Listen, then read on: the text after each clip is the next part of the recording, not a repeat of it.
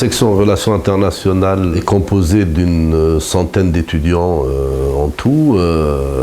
Il y a un tronc commun en M1 Relations internationales qui est pluridisciplinaire, donc, où il y a des cours de relations internationales, de géopolitique, de droit, d'économie, de gestion, de marketing, de sciences de l'information, de la communication et d'autres cours.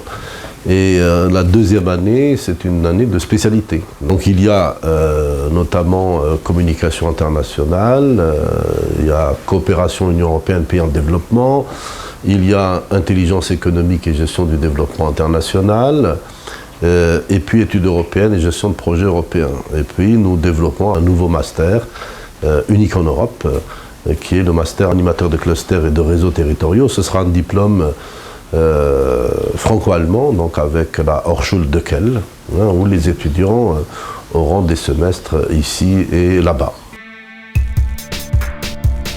C'est une section d'abord où il n'y a que des masters, et puis deuxièmement c'est une section qui est professionnalisante, où nous avons une première année de master qui est surtout académique pour vraiment fixer les concepts, et puis les analyses et les réflexions, et puis la deuxième année qui est très pratique puisque 80% des intervenants dans les différentes spécialités de deuxième année sont des praticiens.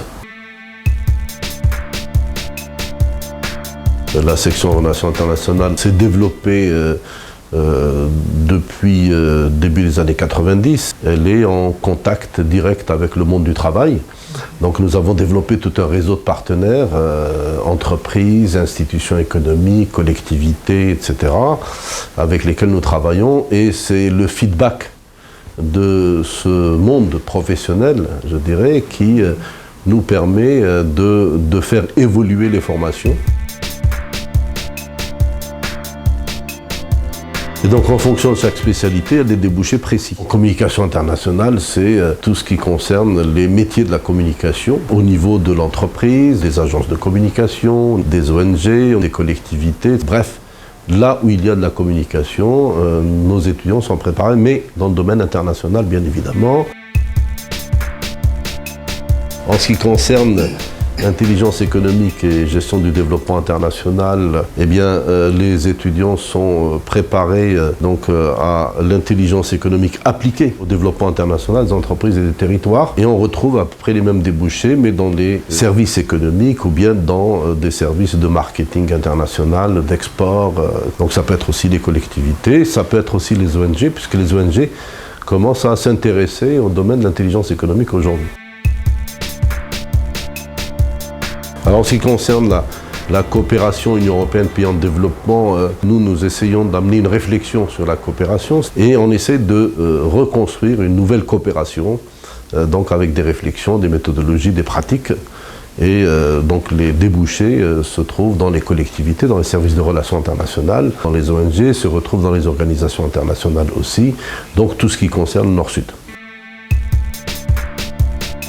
Enfin, le master études européennes et gestion de projets européens, cette spécialité permet aux étudiants de développer aussi des projets appliqués à la coopération notamment intereuropéenne, interrégionale ou interétatique au niveau de l'Union européenne, mais au-delà, tout ce qui concerne la coopération internationale et la coopération européenne plus particulièrement. Donc les débouchés, c'est aussi des ONG européennes, des collectivités européennes, des institutions européennes aussi.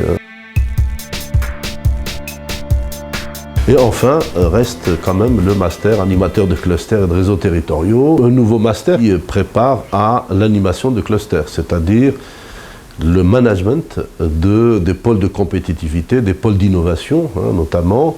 Et nous avons développé ce master avec notamment l'appui de l'association nationale française qui est France Cluster, qui regroupe tous les clusters de France. Donc les débouchés, c'est aussi bien les clusters, les pôles de compétitivité ou pôles d'innovation, mais aussi les collectivités, puisque nous agissons aussi au niveau de ce master dans le cadre des réseaux territoriaux. Et il y a effectivement des missions professionnelles qui sont initiées par nos partenaires institutionnelles, entreprises, etc., avec lesquelles donc, nous développons des projets, je dirais, que les étudiants réalisent pendant ce premier semestre de M2. Ça permet aux étudiants d'être confrontés au terrain, aux pratiques, à monter des projets, puisque l'étudiant est in situ dans l'entreprise, dans la collectivité, dans l'ONG.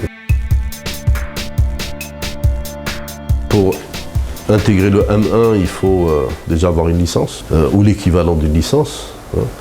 Et puis ensuite, il y a un examen d'admission qui porte sur aussi bien les langues, puisque les étudiants doivent maîtriser 2 langues étrangères, sauf pour les étudiants hors Union européenne, on exige une seule langue étrangère. Donc il y a un test écrit et un test oral en langue étrangère, et il y a aussi une épreuve de culture générale qui est écrite, et enfin il y a un entretien qui dure à peu près 20 minutes à une demi-heure par candidat, qui est un entretien de motivation, mais aussi de culture générale. Donc nous avons un double diplôme avec l'Université de Passau en Allemagne, donc un double diplôme qui concerne la communication internationale et les études européennes et gestion de projets européens. Mais aussi, nous avons un double diplôme avec l'Université de Buenos Aires. De leur côté, c'est le Master Commerce International qui est concerné. Et de notre côté, ce sont les 2 masters, Intelligence économique et gestion de développement international, mais aussi Coopération Union européenne, pays en développement. Donc, ces doubles masters, en ce qui concerne Passau, se fonctionne de la manière suivante, c'est-à-dire que l'étudiant, sa première année de master, il la passe en Allemagne, et puis la deuxième année, il vient ici.